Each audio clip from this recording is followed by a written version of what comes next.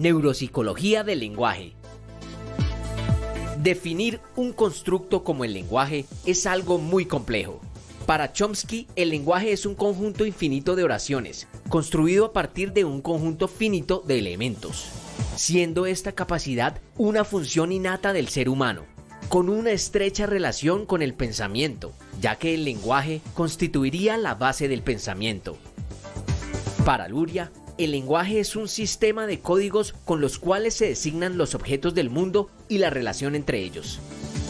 Para Vygotsky, el lenguaje es una función mental interna, computable y que surge en paralelo al pensamiento, aunque ambos poseen una base genética diferente.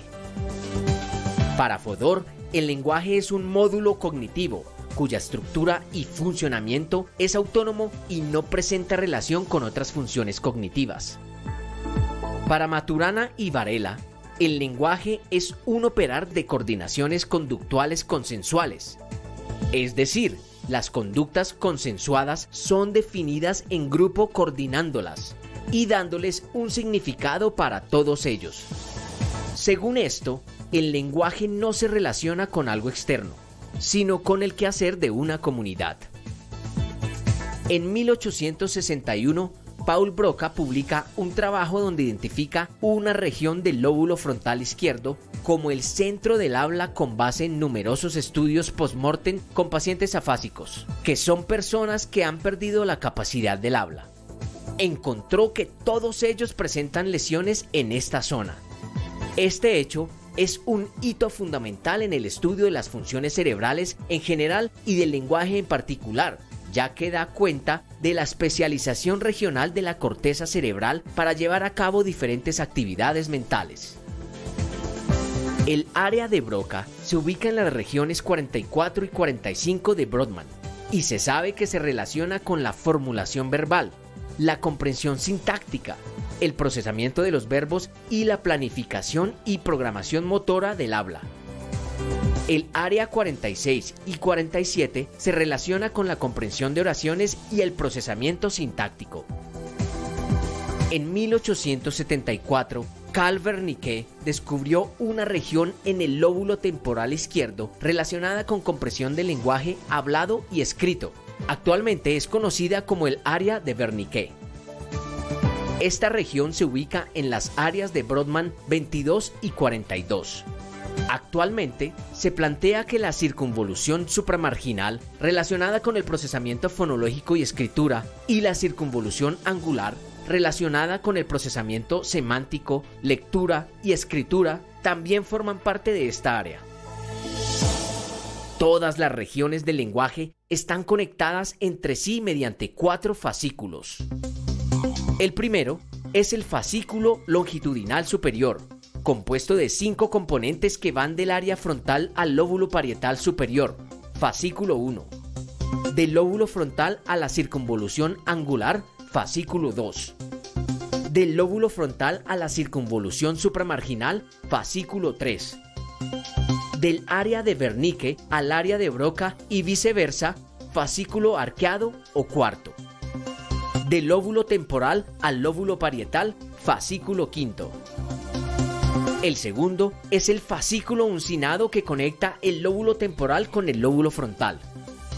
El tercero es el fascículo longitudinal inferior, que une el lóbulo occipital y el lóbulo temporal. El cuarto es el fascículo fronto-occipital inferior, el cual une el lóbulo occipital y la región órbito-frontal. Existe una marcada lateralización cortical del lenguaje.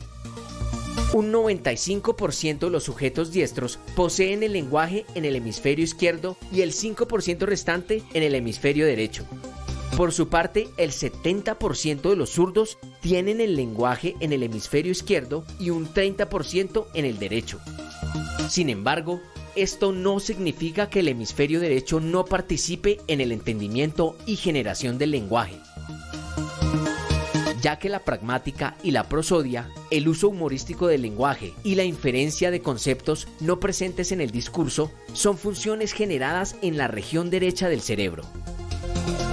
El núcleo lenticular, putamen y núcleo caudado de los ganglios basales regulan la fluidez del lenguaje oral. Finalmente, el cerebelo es responsable de coordinar la fluidez de los movimientos durante el lenguaje oral y escrito. Stowe y colaboradores desmienten el modelo neurológico clásico de procesamiento del lenguaje de Broca y Wernicke. En su trabajo con métodos de neuroimagen, proponen una visión alternativa según la cual el lenguaje se basa en redes neuronales conectadas con áreas cognitivas. El procesamiento del lenguaje tiene componentes neurofisiológicos no específicamente lingüísticos, los cuales son importantes y resultan indispensables para una correcta interacción y producción lingüística.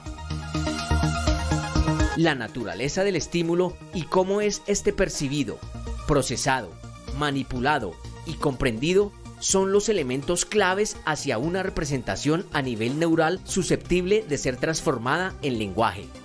Se cree pertinente el escrutinio y análisis de todas las estructuras, tanto recolectoras de información, transductoras relacionadas con la percepción, la cognición y manipulativas relacionadas con la memoria y el aprendizaje.